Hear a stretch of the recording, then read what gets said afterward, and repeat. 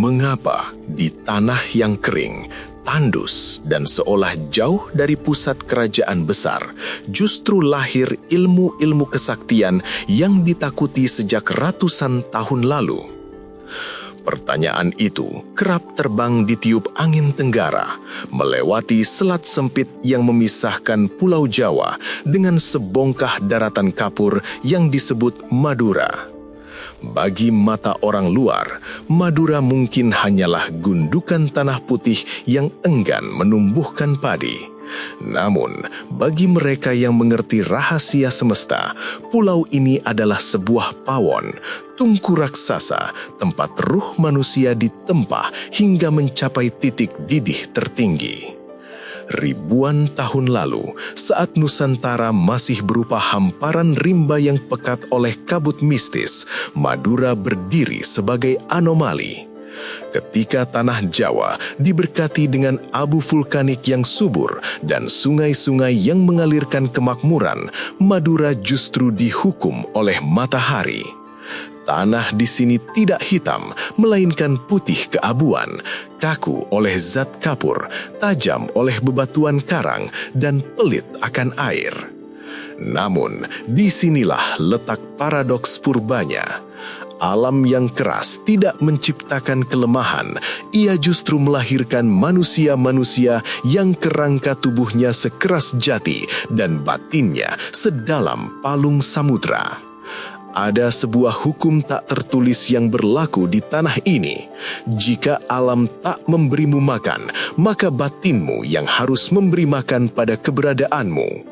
Ketidakberdayaan fisik di hadapan tanah yang tandus memaksa manusia Madura kuno berpaling ke dalam diri. Mereka berhenti mencari kekuatan pada suburnya tanah dan mulai menggali kekuatan dari sumur-sumur gaib di dalam jiwa mereka. Setiap embusan angin laut yang membawa kristal garam bukan sekedar udara, melainkan cambuk yang mengasah kulit. Setiap terik matahari yang memanggang ubun-ubun bukan sekedar panas, melainkan api yang memurnikan energi aji-ajian. Di bawah bayang-bayang perbukitan kapur yang sunyi, para tetua zaman dahulu melakukan tapa brata yang tidak biasa. Mereka tidak hanya bersemedi mencari kedamaian, mereka bertarung dengan sunyi untuk menaklukkan rasa lapar, rasa sakit, dan rasa takut. Madura bukan sekedar tanah biasa. Ada keyakinan lama yang berbisik di antara debur ombak pantai utara bahwa pulau ini adalah keris Nusantara yang sedang disarungkan. Bentuknya yang memanjang menyerupai senjata tikam dengan ujung timur yang tajam dan pangkal barat yang kokoh. Sebagaimana keris, ia tidak diciptakan dari bunga-bunga, melainkan dari logam pilihan yang dipukul ribuan kali, dibakar dalam api yang merah membara, dan disepuh dengan air mata serta doa.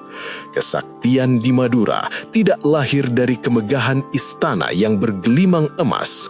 Ia lahir dari gubuk-gubuk bambu, dari pesisir yang asin, dan dari gua-gua gelap di perbukitan batu. Ilmu itu merayap di sela-sela urat nadi para pengembara, para pelaut yang menantang badai hanya dengan selembar layar, dan para pendekar yang lebih memilih mati berkalang tanah daripada hidup menanggung malu. Inilah kisah tentang sebuah tanah di mana tenaga dalam bukan sekedar pameran kekuatan, melainkan cara untuk bertahan hidup. Di mana doa bukan sekedar kata-kata, melainkan mantra yang mampu menggetarkan jagat. Di setiap jengkal tanahnya telah dibasahi oleh darah para kesatria dan keringat para pertapa. Selamat datang di bumi Madura, sebuah tempat di mana rahasia kesaktian zaman kuno tidak dikubur di dalam tanah, melainkan dialirkan melalui garis keturunan, dari nafas ke nafas, dari keris ke keris.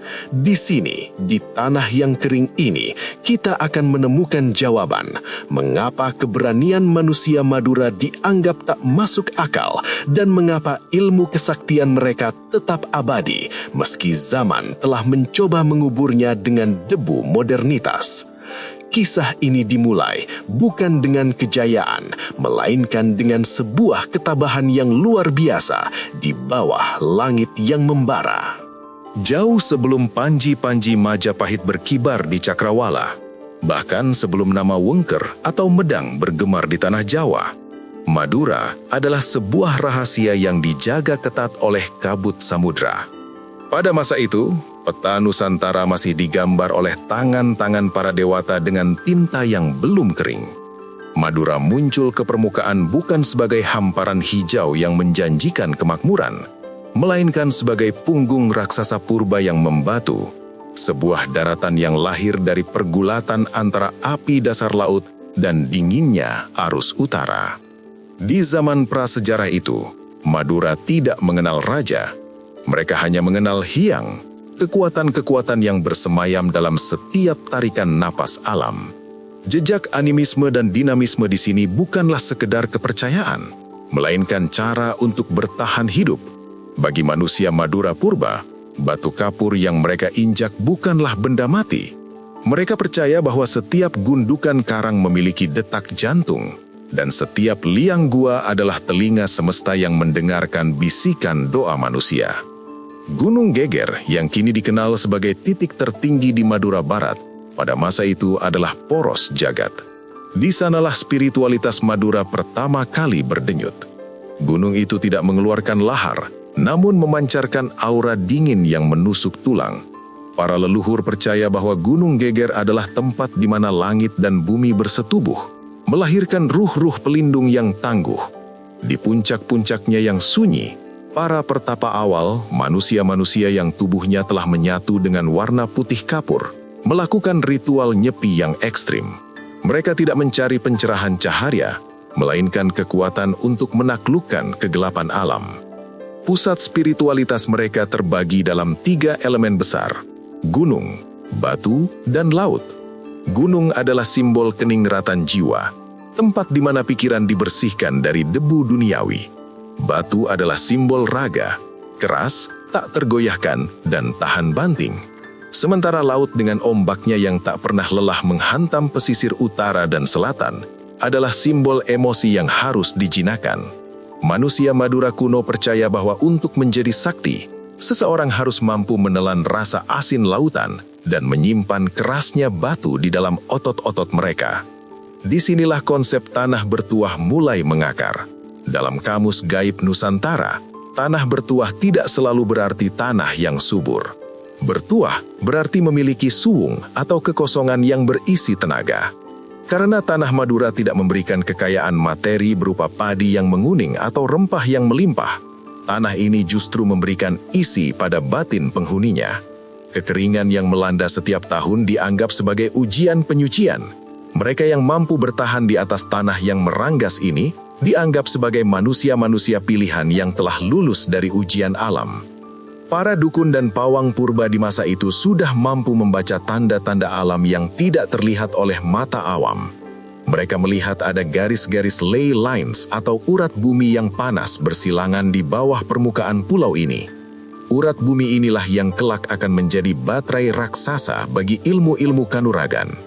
Maka sejak zaman itu, sudah menjadi rahasia di kalangan penganut ilmu kebatinan di Jawa, bahwa jika ingin mencari ilmu pertahanan raga yang paling tangguh, orang harus menyeberang ke pulau di timur laut itu. Madura adalah laboratorium mistis. Sebelum sejarah dituliskan di atas daun lontar, ia sudah tertulis di dalam guratan batu karang dan di dalam memori genetik manusia-manusianya. Kepercayaan bahwa pulau ini adalah tanah yang dipingit membuat penduduknya sangat protektif terhadap tradisi.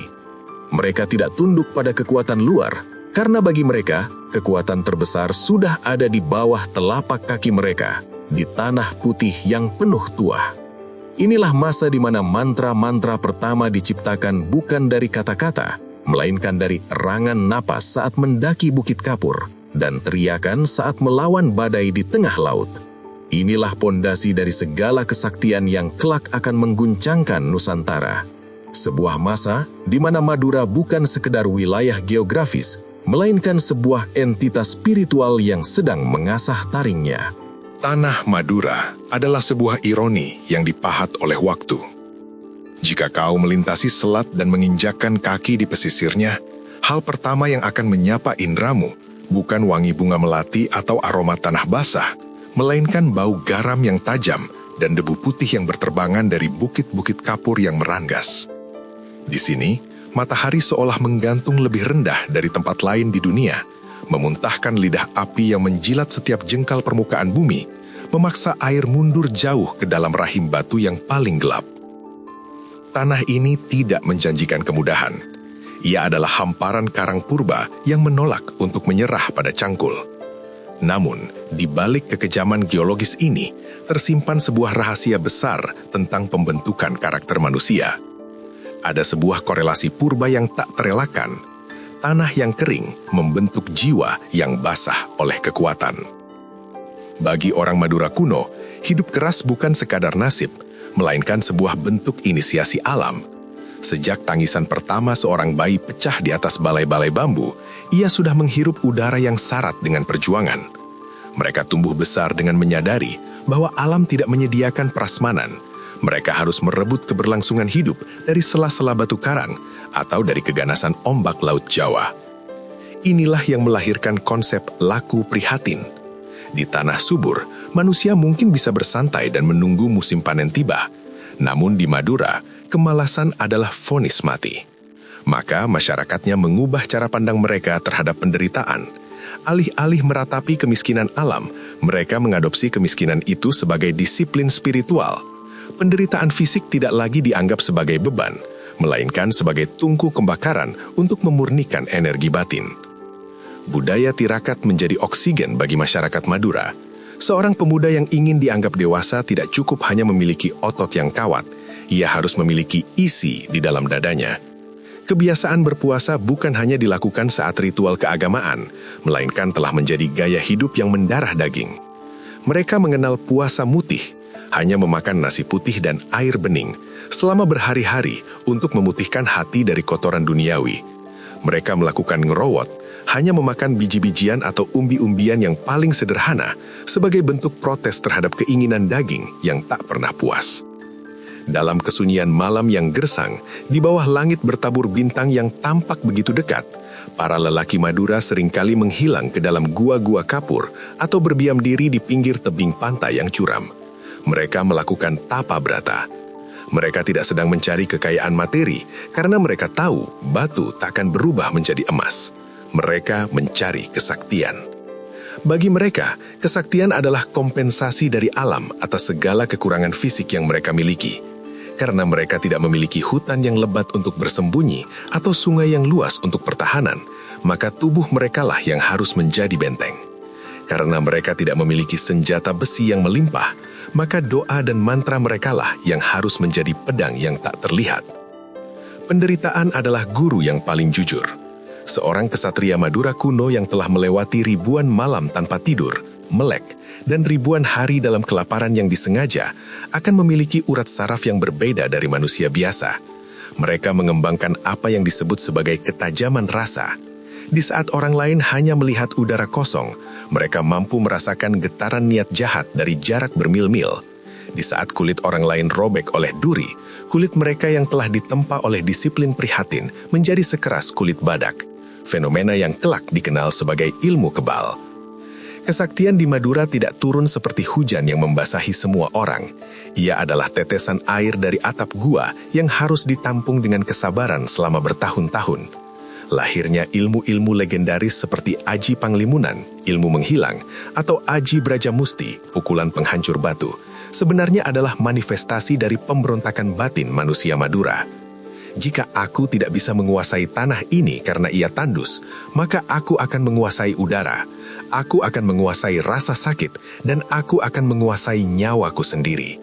Begitulah kiranya sumpah tak tertulis yang bergema di hati para pendekar kuno. Maka jangan heran jika di tanah yang seolah dikutuk oleh kekeringan ini, justru tumbuh manusia-manusia yang jiwanya paling subur dengan kekuatan mistis. Mereka adalah manifestasi dari pohon jati yang tumbuh di celah batu, Meski pertumbuhannya lambat dan batangnya tampak kering meranggas, kayunya adalah yang paling keras, paling kuat, dan paling tahan terhadap serangan rayap zaman. Penderitaan bagi manusia Madura bukan untuk diratapi, melainkan untuk disetubuhi hingga melahirkan anak kandung yang bernama kesaktian. Jika tanah Madura adalah tubuh yang keras dan berotot, maka laut yang mengepungnya adalah ruh yang liar dan tak terduga. Madura tidak pernah bisa dipisahkan dari asinnya samudra. Pulau ini berdiri seperti sebuah dermaga raksasa yang membelah arus antara Laut Jawa di utara dan Selat Madura di selatan.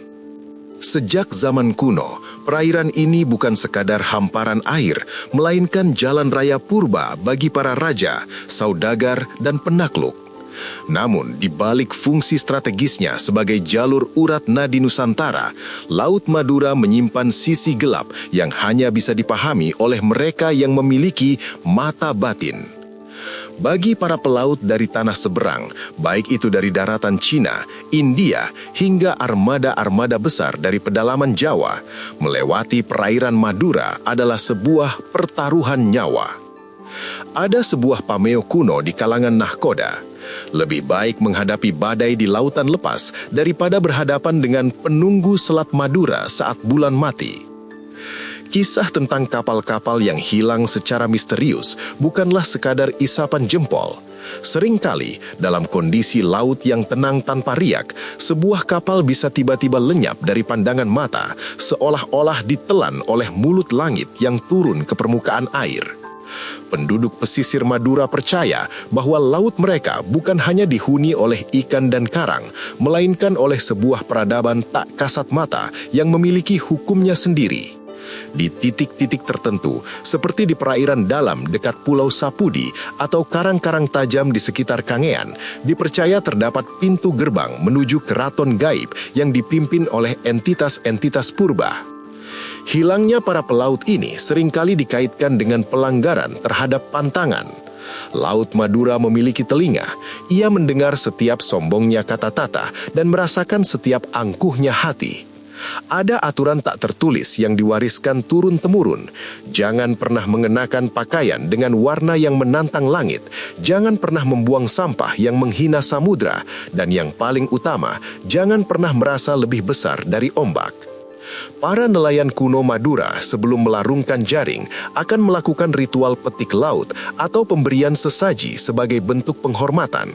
Namun, ini bukan sekadar penyembahan berhala, ini adalah bentuk diplomasi antara manusia dengan penguasa elemen air.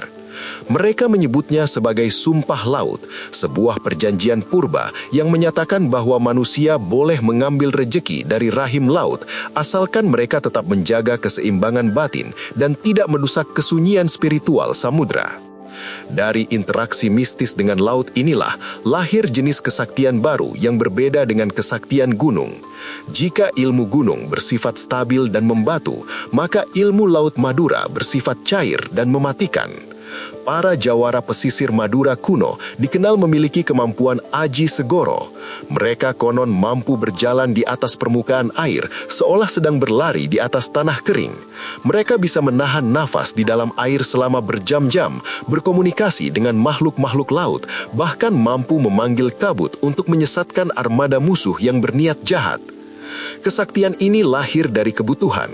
Di masa lalu, perompak dan penjajah seringkali mencoba merapat ke pesisir Madura, namun mereka seringkali dibuat gentar sebelum sempat menurunkan jangkar. Mereka akan melihat bayangan raksasa yang berdiri di atas gelombang, atau tiba-tiba kompas mereka berputar tak terkendali, membuat kapal mereka berputar-putar di tempat yang sama hingga logistik habis. Salah satu penjaga tak kasat mata yang paling ditakuti adalah sosok yang sering disebut sebagai Buh Raja, sosok gaib penghuni laut dalam yang konon merupakan manifestasi dari kemarahan laut jika manusia bertindak semena-mena. Namun, bagi masyarakat Madura yang telah menunggal dengan lautnya, sosok-sosok ini bukanlah ancaman, melainkan pelindung.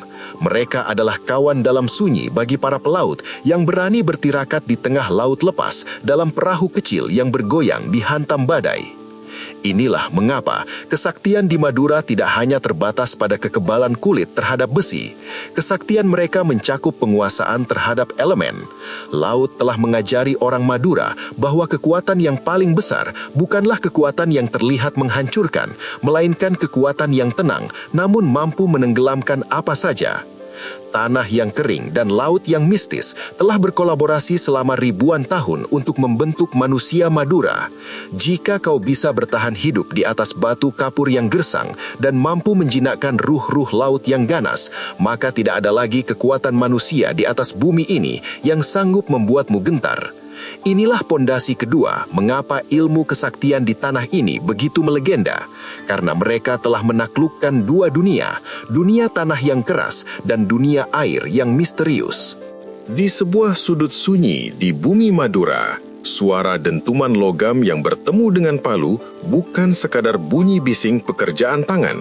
Bagi telinga yang peka, itu adalah sebuah simfoni mistis, sebuah mantra yang sedang dipadatkan menjadi materi. Di tanah ini, api tidak hanya digunakan untuk memasak, tetapi untuk memanggil ruh dari kedalaman besi. Selamat datang di dunia para empu dan pandai besi, para arsitek kesaktian yang mengubah logam dingin menjadi senjata bernyawa. Bagi masyarakat luar, keris mungkin hanya dianggap sebagai benda pusaka atau pelengkap busana adat. Namun di Madura, keris adalah piandel, pegangan hidup yang menjadi kepanjangan dari jiwa pemiliknya. Sejak zaman dahulu, Madura telah dikenal sebagai dapur utama bagi kerajaan-kerajaan besar di Nusantara.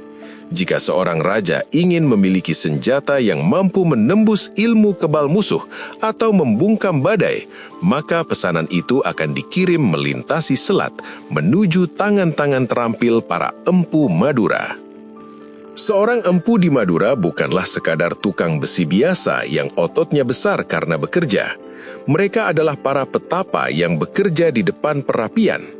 Bagi mereka, menempa sebilah keris adalah ritual manunggal atau penyatuan antara elemen api, udara, tanah, dan air.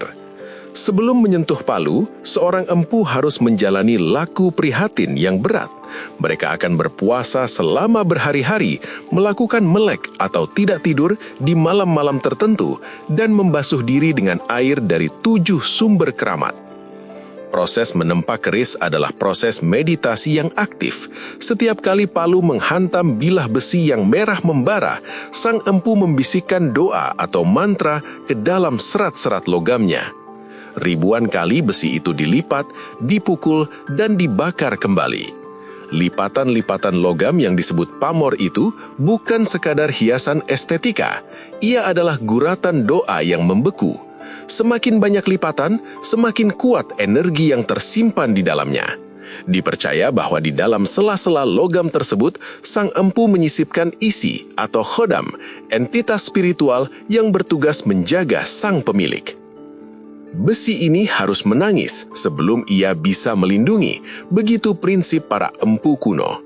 Logam harus merasakan panas yang paling ekstrim dan pukulan yang paling keras agar ego materialnya hilang, menyisakan esensi suci yang mampu menampung daya sakti. Senjata Madura memiliki ciri khas yang berbeda dengan daerah lain. Jika keris Jawa seringkali tampak elegan dan halus, keris Madura cenderung tampak lebih gagah, kokoh, dan berwibawa. Ukiran pada hulu atau pegangan keris seringkali sangat detail, menggambarkan motif tanaman atau hewan mitologi yang rumit, simbol dari kerumitan batin Madura. Namun di balik keindahannya, tersimpan keganasan yang luar biasa. Keris bertuah dari Madura konon bisa bergetar di dalam sarungnya jika bahaya mendekat, atau bahkan keluar sendiri dari warangkanya untuk melindungi sang tuan.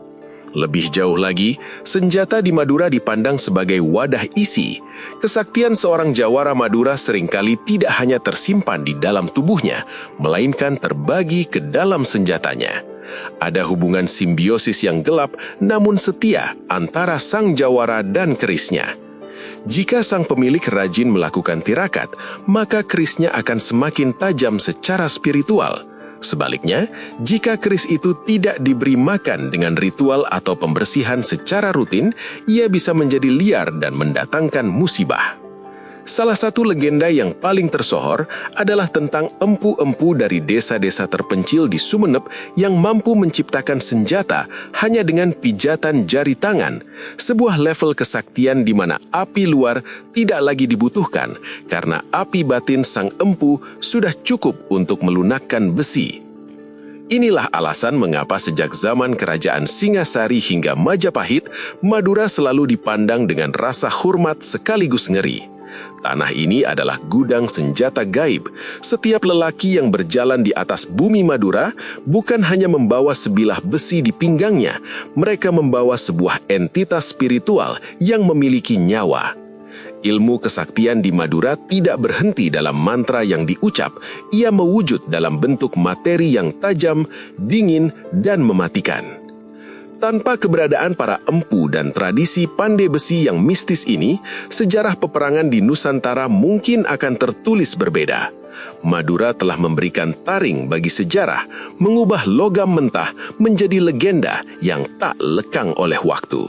Bagi seorang lelaki di tanah Madura, nyawa adalah titipan, namun harga diri adalah kepemilikan mutlak yang tak boleh diganggu-gugat. Jika kau bertanya pada angin yang berhembus di perbukitan kapur tentang apa yang paling berharga di pulau ini, ia tidak akan berbisik tentang emas atau permata.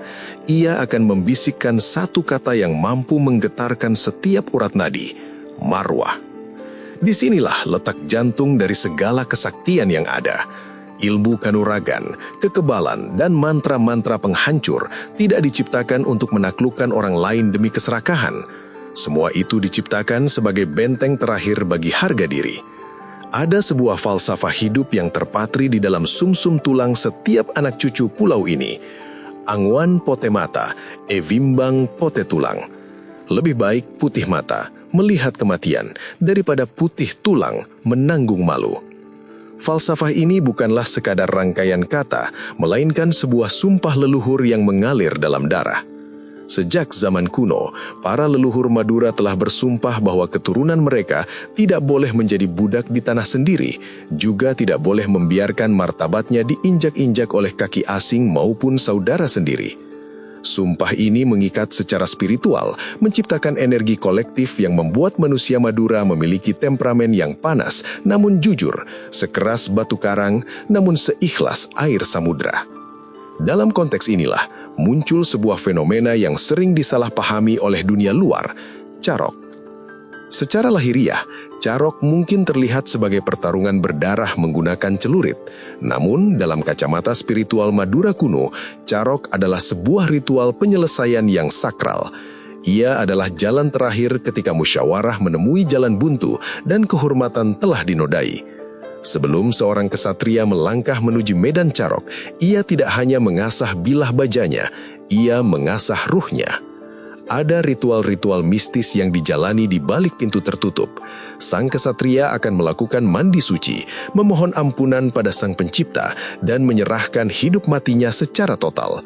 Di saat itulah, ilmu-ilmu kesaktian yang telah dipelajari selama bertahun-tahun melalui laku prihatin mencapai puncaknya. Carok bukan sekadar adu kekuatan fisik, melainkan adu isi.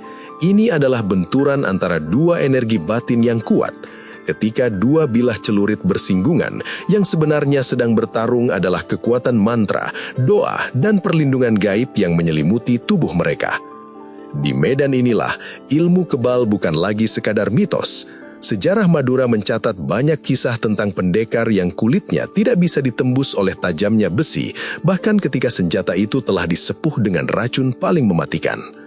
Kekebalan ini lahir dari keyakinan yang tanpa celah, sebuah tingkat kepasrahan kepada Tuhan yang begitu tinggi, sehingga alam bawah sadar mereka menolak rasa sakit dan luka. Kulit mereka menjadi seperti lapisan udara yang padat, memantulkan setiap serangan yang datang. Namun di atas ilmu kebal, ada yang disebut sebagai ilmu pamungkas. Ini adalah simpanan terakhir yang hanya dikeluarkan saat nyawa berada di ujung tanduk. Ilmu pamungkas di Madura seringkali bersifat metafisik. Ia bisa berupa pukulan yang mampu menghancurkan organ dalam tanpa menyentuh kulit, atau kemampuan untuk menghilang dari pandangan musuh dalam sekejap mata. Aji Panglimunan. Semua kekuatan luar biasa ini memiliki satu tujuan tunggal, menjaga janji kepada leluhur.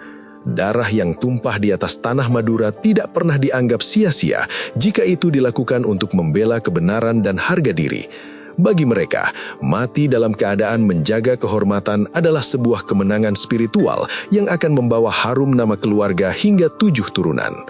Sumpah, darah, dan harga diri adalah 3 pilar yang menyangga langit Madura. Tanpa salah satunya, pulau ini hanyalah hamparan tanah tandus tanpa nyawa. Kesaktian di sini bukanlah untuk pamer kekuatan di pasar-pasar, melainkan untuk disimpan rapat di dalam dada, siap meledak bagaikan gunung api jika ada tangan-tangan jahil yang mencoba menyentuh martabat sang pemilik. Maka, hormatilah manusia Madura bukan karena ketakutanmu pada senjatanya, melainkan karena kesetiaan mereka pada harga diri yang mereka bawa hingga ke liang lahat. Di tanah ini, kesaktian adalah pengabdi kehormatan, dan kehormatan adalah nafas dari kesaktian itu sendiri. Jika Pulau Jawa adalah tubuh dari sebuah kekaisaran besar, maka Madura adalah sebilah keris yang terselip di pinggangnya. Hubungan antara tanah kapur ini dengan kerajaan-kerajaan besar di Jawa, terutama Majapahit, bukanlah hubungan antara tuan dan pelayan, melainkan aliansi penuh rasa hormat yang dibumbui oleh ketakutan yang dingin. Sejarah mencatat, tanpa campur tangan kecerdikan dan kekuatan batin orang Madura, Panji-Panji Wilwatikta mungkin tidak akan pernah berkibar di puncak dunia. Segalanya bermula dari sosok Arya Wiraraja, sang penguasa Songenep, Sumenep, yang namanya tertulis dengan tinta emas sekaligus misterius dalam naskah Pararaton. Wiraraja bukan sekadar adipati, ia adalah otak di balik berdirinya Majapahit. Di saat Raden Wijaya terdesak oleh pengkhianatan Jayakatwang, Maduralah yang menjadi tempat persembunyian sekaligus kawah candra di muka bagi sang calon raja. Di tanah yang gersang ini, strategi disusun bukan hanya dengan logika, tetapi dengan hitungan falak dan kekuatan gaib yang hanya dipahami oleh para tetua Madura. Majapahit kemudian menyadari satu hal, Madura adalah pemasok prajurit paling mematikan yang pernah ada. Prajurit Madura bukan sekadar laki-laki yang pandai mengayunkan pedang, mereka adalah manusia badai. Di dalam barisan militer Majapahit, pasukan dari Madura seringkali ditempatkan di garis paling depan sebagai pemukul pertama yang bertugas memecah mental musuh. Mengapa prajurit Madura begitu ditakuti, bahkan oleh kawan mereka sendiri? Jawabannya terletak pada isi yang mereka bawa. Jika prajurit Jawa dikenal dengan tata krama perang yang penuh perhitungan dan estetika, prajurit Madura bertempur dengan keganasan yang primordial. Mereka membawa ilmu perang rahasia yang tidak diajarkan di barak-barak militer biasa. Ilmu itu disebut Glagah Pangantep, sebuah energi batin yang membuat kehadiran mereka di medan laga terasa seperti beban ribuan ton yang menekan mental lawan. Sebelum senjata fisik menyentuh kulit musuh, aura kesaktian mereka sudah lebih dulu meruntuhkan keberanian lawan. Raja-raja Jawa menggunakan jasa orang Madura karena kesetiaan mereka yang tanpa pamrih jika sudah memberikan sumpah. Namun, di saat yang sama, para raja itu juga menyimpan rasa ngeri. Ada sebuah paradoks yang menghantui istana-istana di Jawa. Siapa yang bisa menjinakkan macan yang terbiasa hidup di antara batu karang? Ketakutan para penguasa Jawa berakar pada satu hal. Orang Madura tidak bisa ditundukkan dengan emas atau tahta. Mereka hanya bisa ditaklukkan dengan harga diri dan rasa hormat. Jika seorang raja Jawa secara tidak sengaja menyinggung martabat seorang pemimpin Madura, maka kesaktian yang tadinya menjadi pelindung kerajaan bisa berbalik menjadi badai penghancur yang paling dahsyat. Ilmu kebal mereka membuat mereka tidak takut pada eksekusi, dan ilmu telik sandi atau intelijen mereka yang dibantu oleh makhluk-makhluk tak kasat mata membuat mereka sulit dilacak. Salah satu ilmu perang rahasia yang paling melegenda adalah kemampuan para panglima Madura untuk melakukan gelap ngampar, suara gertakan yang terdengar seperti petir di siang bolong yang konon bisa membuat jantung musuh berhenti berdetak seketika. Ada pula kemampuan untuk membelah diri menjadi banyak atau muncul di beberapa tempat sekaligus dalam satu waktu. Sebuah teknik manipulasi ruang yang lahir dari penguasaan batin yang luar biasa terhadap elemen bumi Madura.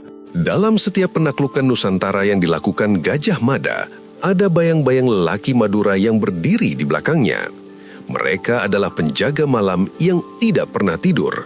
Mereka adalah pengawal rahasia yang kulitnya tak mempan oleh mata anak panah, dan mereka adalah pemegang kunci rahasia besi bertuah. Madura tetap menjadi wilayah yang istimewa di mata Majapahit. Ia bukan daerah jajahan, melainkan saudara tua yang sakti mandraguna. Hubungan ini mengajarkan pada sejarah bahwa kekuatan fisik sebuah kerajaan besar tetap membutuhkan sokongan energi batin dari tanah yang dianggap tandus. Majapahit memberikan kemegahan, tetapi Madura memberikan ketajaman. Sampai hari ini, jejak-jejak prajurit kuno itu masih bisa dirasakan. Ketika seorang lelaki Madura berdiri dengan tegak, di belakangnya seolah terpancar bayang-bayang para kesatria yang dulu pernah mengguncang benteng-benteng musuh hanya dengan sekali hentakan kaki. Mereka adalah sisa-sisa kejayaan sebuah masa di mana kesaktian bukan untuk dipamerkan, melainkan untuk menjaga keseimbangan antara tanah yang mereka injak dan langit yang mereka junjung. Ketika fajar Islam mulai menyingsing di ufuk timur Nusantara, ia tidak datang ke Madura sebagai badai yang menghancurkan karang-karang purba. Sebaliknya, Islam datang bagaikan hujan rintik yang lembut, yang airnya meresap ke dalam celah-celah batu kapur yang gersang, memberi kehidupan baru pada akar-akar tradisi yang sudah ribuan tahun menghujam. Di tanah ini, perpindahan keyakinan tidak berarti penghapusan jati diri. Kesaktian tidak dibuang, melainkan disucikan. Para penyebar Islam awal di Madura, para wali dan kiai sepuh, adalah sosok-sosok yang dikaruniai kearifan luar biasa. Mereka memahami bahwa manusia Madura adalah pencinta kekuatan. Menghilangkan ilmu kanuragan dari dada orang Madura sama saja dengan mencabut nyawa dari raganya. Maka, yang dilakukan oleh para penyebar agama ini adalah sebuah revolusi batin yang halus. Mereka mengganti sumber bahan bakar dari kesaktian tersebut. Jika sebelumnya mantra-mantra dirapal untuk memanggil roh-roh alam atau leluhur, kini lidah para pendekar mulai dibasahi oleh kalimat toyubah, wirid, dan potongan ayat-ayat suci. Inilah lahirnya apa yang disebut sebagai ilmu hikmah. Perubahan ini menciptakan sinkretisme yang sangat unik dan khas Madura. Ilmu-ilmu kuno yang dulunya bersifat animistik, kini mengalami proses islamisasi. Aji Brajamusti atau Aji Panglimunan tidak hilang, namun ia ditarik ke dalam ranah spiritualitas tauhid. Kekuatan fisik yang dulunya bersumber dari ego dan pemujaan makhluk, kini dikembalikan kepada Sang Khalik. Mantra-mantra kuno yang bahasanya sulit dimengerti mulai bersalin rupa menjadi doa-doa permohonan kepada Allah, namun dengan tetap mempertahankan teknik pernafasan dan olah batin yang keras khas leluhur. Di masa ini, pusat-pusat kesaktian berpindah. Jika dulu gua-gua sunyi dan puncak gunung menjadi tempat mencari wangsit, kini pesantren muncul sebagai benteng baru. Kiai bukan hanya menjadi guru ngaji yang mengajarkan kitab kuning, tetapi juga menjadi mursyid yang menurunkan ijazah ilmu kesaktian. Seorang santri di Madura tidak dianggap lengkap jika hanya pandai membaca nahwu dan sorof. Ia juga harus dibekali dengan isi, agar mampu menjaga diri dan agamanya. Kesaktian pun mengalami proses penyucian. Ada filosofi baru yang muncul. Ilmu bukan untuk pamer, tapi untuk perlindungan, himayah. Para pendekar Madura mulai memahami bahwa kesaktian sejati bukanlah saat tangan sanggup mematahkan besi, melainkan saat batin sanggup menundukkan hawa nafsu. Namun jangan salah sangka, meski batinnya semakin lembut oleh zikir, raga mereka tetaplah baja. Bahkan banyak yang meyakini bahwa kesaktian yang didasari oleh kekuatan doa jauh lebih dahsyat daripada ilmu yang dibantu oleh makhluk halus. Muncul istilah karomah dan maunah. Jika seorang kiai atau santri mampu berjalan di atas air atau kebal terhadap senjata tajam, itu tidak lagi disebut sebagai sihir, melainkan sebagai bentuk pertolongan dari Tuhan karena kedekatan hamba dengan penciptanya. Ilmu kebal yang dulu dipelajari dengan tirakat di bawah pohon besar, kini didapatkan melalui malam-malam panjang yang diisi dengan tahajud dan istighfar. Hubungan antara jawari dan ulama di Madura menjadi sangat erat. Para jawara tunduk pada titah kiai, sementara kiai merestui ilmu para jawara selama digunakan di jalan kebenaran. Sinkretisme ini melahirkan sebuah tatanan masyarakat yang sangat kuat secara spiritual dan fisik. Madura menjadi sebuah pulau di mana suara azan yang syahdu bersahut sapa dengan denting celurit yang sedang diasah, dan wangi minyak wangi solat bercampur dengan aroma kemenyan yang masih digunakan dalam ritual-ritual tertentu sebagai penghormatan pada tradisi. Islam di Madura tidak membuat kesaktian menjadi pudar, ia justru memberikan ruh yang lebih mulia. Kekerasan tanah kapur tetap ada, namun kini ia memiliki kompas moral yang jelas. Seorang kesatria Madura pasca masuknya Islam adalah sosok yang menundukkan kepala di atas sajadah, namun tegak berdiri dengan keberanian singa di medan laga. Inilah fase di mana Madura mengukuhkan dirinya sebagai gudang ilmu hikmah di Nusantara. Orang-orang dari penjuru Jawa dan luar pulau mulai berdatangan ke Madura bukan lagi hanya untuk belajar keris, tetapi untuk nyantri sekaligus mencari perlindungan batin.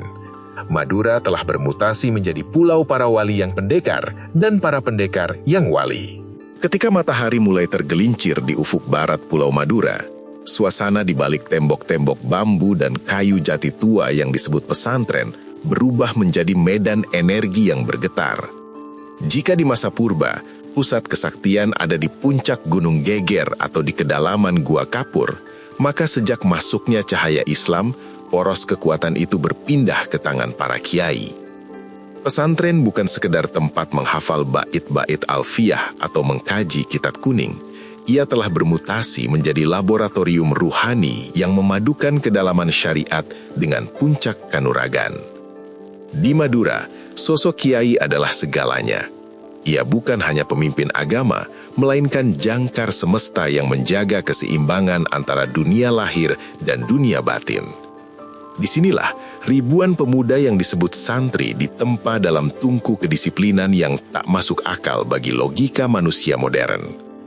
Pesantren-pesantren kuno di Madura dibangun di atas tanah-tanah yang sunyi, seringkali jauh dari hiruk-pikuk pasar atau pusat pemerintahan kolonial. Namun pengaruhnya menjalar hingga ke setiap urat nadi masyarakat. Di siang hari, para santri mungkin terlihat rendah hati, menundukkan kepala saat berjalan di depan guru dan sibuk mengangkut air dari sumur-sumur yang dalam. Namun saat malam mencapai sepertiga terakhir, pesantren berubah menjadi kawah candra di muka. Di bawah temaram lampu minyak, para santri melakukan laku tirakat yang ekstrim.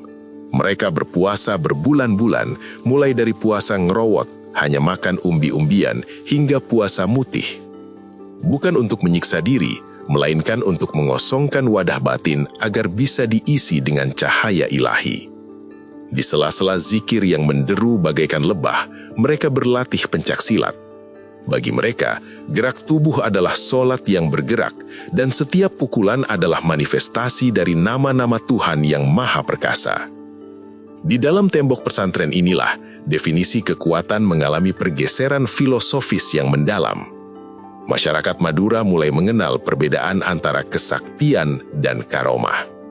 Kesaktian dianggap sebagai hasil dari olah kanuragan, penggunaan jimat atau bantuan makhluk halus, sesuatu yang bisa dipelajari oleh siapa saja, bahkan oleh mereka yang berhati kotor. Namun, karomah adalah anugerah murni dari Sang Pencipta kepada hamba-hambanya yang terkasih, wali. Karomah tidak bisa dipelajari, ia hadir karena kesucian jiwa. Para kiai Madura seringkali terlihat menunjukkan fenomena yang melampaui nalar, namun mereka selalu menolaknya jika disebut sakti. Saat seorang kiai mampu menghentikan hujan hanya dengan selembar daun sirih, atau saat ia terlihat berada di dua tempat yang berbeda di waktu yang sama, masyarakat menyebutnya sebagai karomah. Kekuatan ini jauh lebih ditakuti daripada ilmu kebal biasa, sebab kesaktian ada batasnya, namun karomah bersumber dari pemilik semesta yang tak terbatas. Kiai menjadi filter bagi ilmu-ilmu kuno Madura. Ilmu-ilmu yang dulunya berbau klinik dibersihkan dengan doa-doa atau ijazah yang bersumber dari Al-Quran. Jika dulu orang Madura kebal karena memuja ruh karang, kini mereka kebal karena perlindungan hizib dan wirid. Madura adalah tanah yang temperamennya panas, Tanpa kehadiran kiai, pulau ini mungkin sudah tenggelam dalam genangan darah akibat dendam dan carok. Kiai bertindak sebagai hakim tertinggi sekaligus peredam amarah. Seorang jawara yang paling beringas sekalipun, yang mampu menumbangkan 10 lawan sekaligus, akan bersimpuh lunglai dan mencium tangan sang kiai dengan penuh takzim. Kiai memegang kunci batin para jawara. Mereka memberikan restu, namun juga memberikan batasan moral.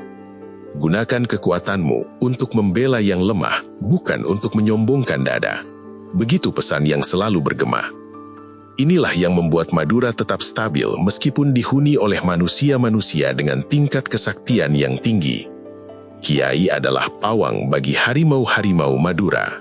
Bagi pemerintah kolonial Belanda, menaklukkan Madura secara militer mungkin terlihat mudah di atas kertas. Mereka memiliki meriam, senapan modern, dan strategi perang Eropa. Namun, di lapangan, mereka menghadapi sesuatu yang tak bisa mereka pahami, logika syahid. Penjajah Belanda sangat takut pada Kiai Madura, bukan hanya karena kemampuan fisik sang kiai, melainkan karena haibah, wibawa spiritual yang mampu membakar semangat ribuan orang hanya dengan satu kalimat. Belanda menyadari bahwa selama kiai masih berdiri, rakyat Madura tidak akan pernah bisa dijinakan. Ada kisah-kisah yang terekam dalam catatan intelijen Belanda tentang bagaimana peluru-peluru senapan mereka seolah meleleh atau meleset saat berhadapan dengan barisan santri yang telah diberi asma atau doa perlindungan oleh kiai mereka. Mereka menyaksikan dengan ngeri bagaimana para pejuang Madura berlari menerjang bayonet tanpa rasa takut sedikitpun, seolah-olah kematian bagi mereka hanyalah pintu menuju taman surga yang lebih indah. Ketakutan terbesar Belanda adalah ketika para kiai mulai mengeluarkan hizib-hizib perang, doa-doa khusus yang konon bisa menggetarkan bumi dan membutakan mata musuh. Dalam laporan-laporan kolonial, Kiai Madura sering dijuluki sebagai fanatikus berbahaya yang memiliki pengaruh mistis luar biasa. Belanda tahu mereka bisa membunuh orangnya, tapi mereka tidak bisa membunuh berkah dan semangat yang ditinggalkan oleh sang kiai. Pusat ilmu batin di Madura inilah yang menjadi benteng terakhir yang tak pernah benar-benar bisa ditembus oleh penjajah. Hingga hari ini, aura itu masih terasa. Pesantren-pesantren di Bangkalan, Sampang, Pamekasan, hingga Sumenep tetap menjadi mercusuar yang memancarkan cahaya mistis sekaligus religius, menjaga rahasia-rahasia kesaktian kuno yang kini telah disepuh dengan emasnya ajaran tauhid. Madura bukan hanya tentang otot dan celurit, Madura adalah tentang sujud yang panjang dan doa yang menembus langit dipandu oleh tangan-tangan dingin para kiai yang batinnya seluas samudra. Di tanah-tanah lain, pengetahuan mungkin dituliskan di atas lembaran kertas, disimpan di perpustakaan, atau diteriakkan di alun-alun agar semua orang bisa mendengar. Namun di Madura, ilmu kesaktian adalah rahasia yang dikunci rapat di dalam rongga dada, hanya dibisikkan dari telinga ke telinga dan hanya mengalir melalui urat nadi yang dianggap pantas. Di sini, kesaktian bukanlah komoditas, ia adalah sebuah pusaka gaib yang memilih tuannya sendiri. Ada sebuah keyakinan yang mengakar kuat di kalangan para tetua Madura. Ilmu itu punya mata, ia tahu kemana harus pulang.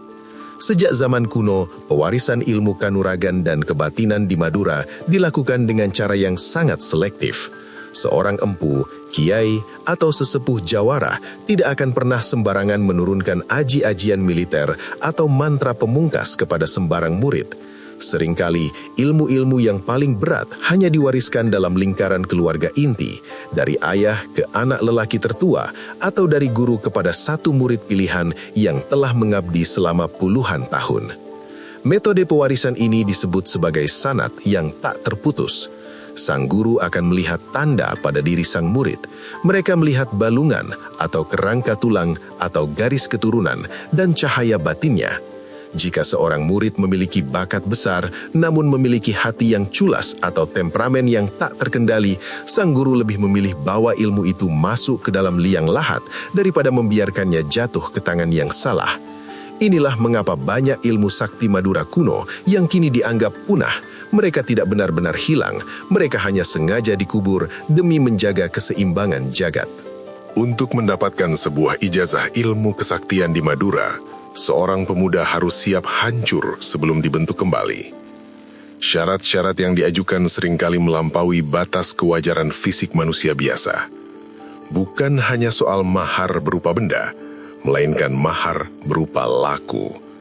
Seorang murid mungkin diperintahkan untuk melakukan tapa rendem, berendam di sungai yang dingin atau di pinggir laut selama 3 malam berturut-turut tanpa boleh tertidur.